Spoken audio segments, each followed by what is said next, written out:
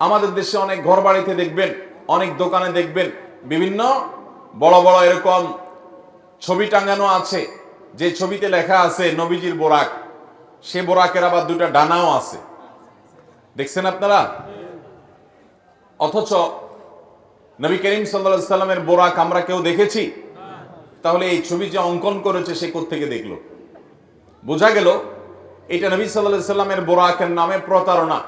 তার বোরাকের ধরন কেমন ছিল এটা তিনিই জানেন।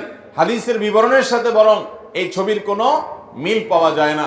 এখানে ডানা দেয়া হয়েছে, অথচ নবী সাল্লাল্লাহু আলাইহি সাল্লামের বিবরণ থেকে সেরকম কিছু এখানে যেরকম দেখা হচ্ছে সেরকম কি বোঝা যায় না। অতএব যারা বরকতের জন্য বোরাকের ছবি দোকানে টাঙ্গায় রাখেন, অফিস আদালতে টাঙ্গায় রাখেন, বাসাবাড়িতে টাঙ্গায় রাখেন, তারা এটার কারণে কোনো সওয়াব বা বরকত লাভ করা তো দূরের কথা, উল্টা গুনাহগার হবেন।